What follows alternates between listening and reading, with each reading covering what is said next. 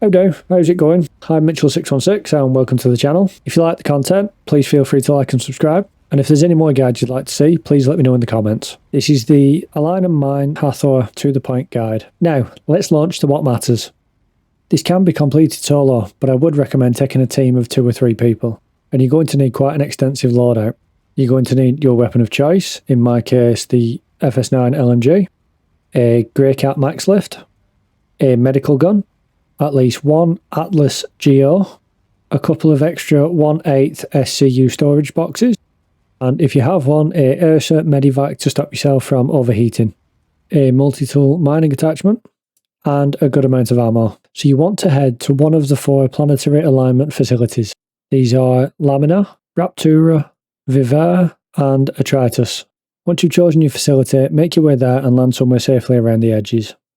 Now the best way to do this that I've found is to move around the facility in a clockwise direction, searching each building along the way looking for the blue keycard printers. You need to find 3 of these to get 3 blue keycards to then gain access to the 3 red keycard printers that you need. You will find 1 blue keycard in each of the garage buildings. Each garage will usually be heavily guarded by NPCs, which you will have to deal with. Once you've dealt with the NPCs, you can then make your way to the blue keycard printer. The printers can be located in 3 different locations. To your left-hand side just as you enter through the doorway, to your left-hand side behind a mesh fence, as this one is, or to your right-hand side behind some racking. The one behind the mesh fence and the one behind the racking are accessed in the same way by climbing on the boxes in the centre of the room and then jumping across. This will give you your first blue card.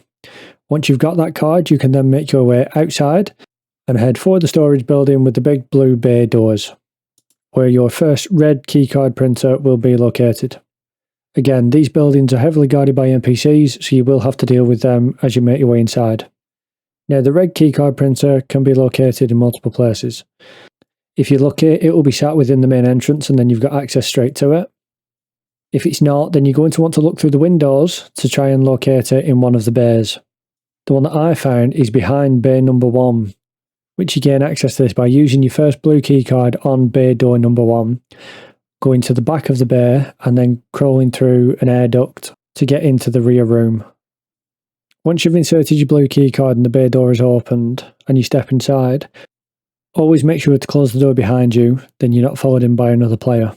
You're going to head to the back right hand corner of the room and crouch walk through the air duct. The red keycard printer will be on the far side of the room. Hit the button, get your keycard, and then you can make your way back outside.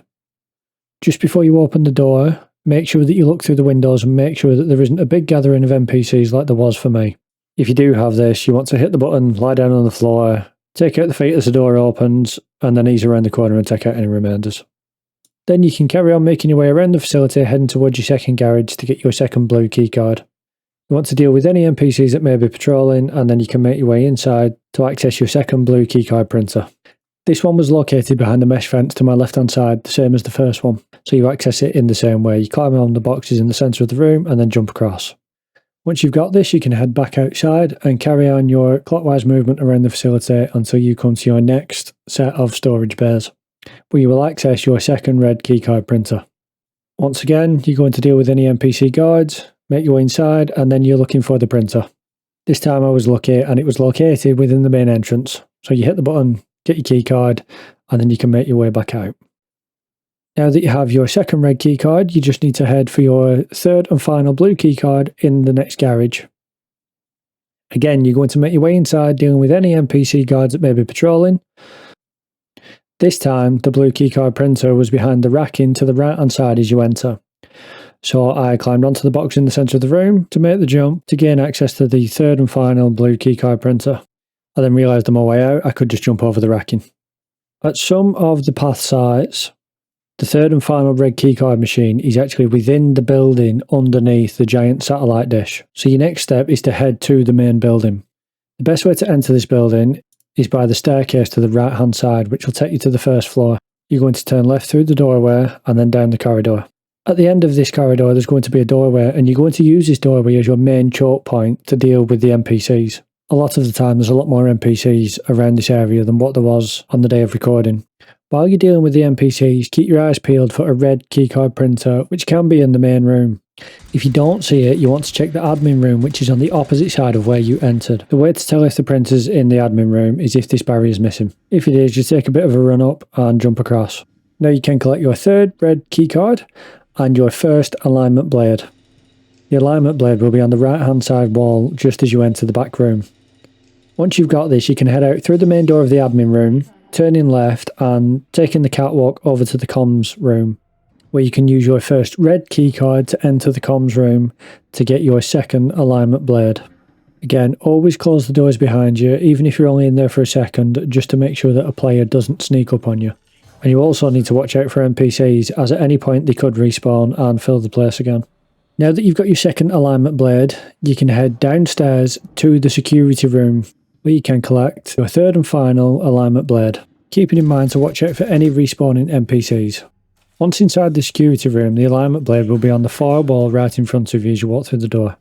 Collect that and head back outside of the room. Now you're ready to head over to the alignment controls. You want to enter your first alignment blade into the control panel, and you're going to have to do this for each 3 alignment blades. Each time you enter an alignment blade, you're going to start a timer where you have to survive from NPCs and juvenile Valakar. There's 3 ways of doing this. You can stand at the control panel and fight the Valakar and the NPCs where you are.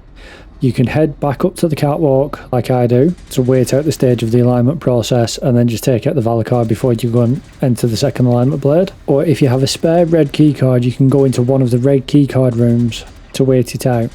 Once all 3 alignment blades have been inserted and the satellite dish is opened up, you can then make your way outside to the battery storage garage, where you can collect your first battery and put it on your ship.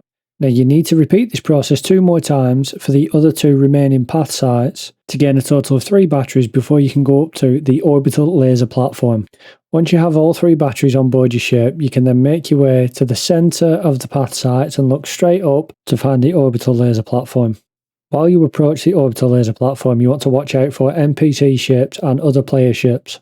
At the time of recording, I got quite lucky as there wasn't many enemy ships there. When you get to the platform, there's 2 main landing pads. One landing pad has 2 empty battery slots, while the other one has a single empty battery slot.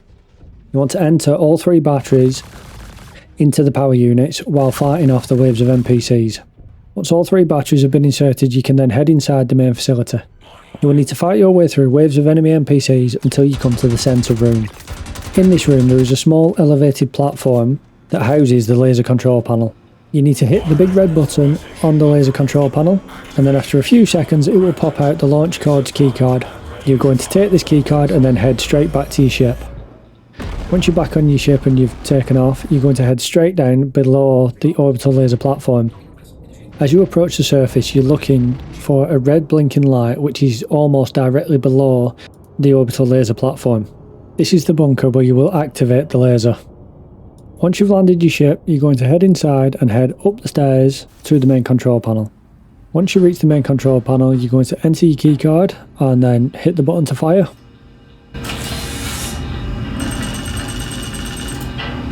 Keycard accepted. I recommend running outside to get a better view of the laser. I do believe that the hole that the laser creates is open for 2 hours, and the rocks that are in there keep respawning. Once you've done this, you can head to the crater that the laser's just created. If you was able to get the Ursa Medivac, you want to drive it as deep as possible into the hole, making sure to reset your imprints before anybody starts mining. Once you've done this, you're free to start mining, using the hand mining tools to mine the smaller rocks and the Atlas Geo for the bigger rocks. If you don't have an Atlas Geo, you can actually coordinate with a few friends and use the hand mining tools on some of the bigger rocks. And that's it. That is everything for the Align and Mine sandbox mission. I'm Mitchell616, thank you for watching, and hopefully I've done enough to earn you a subscription. If you've enjoyed the content, please hit the thumbs up button, and if there's any more 2 the point tutorials that you'd like to see, please let me know in the comments. Bye for now.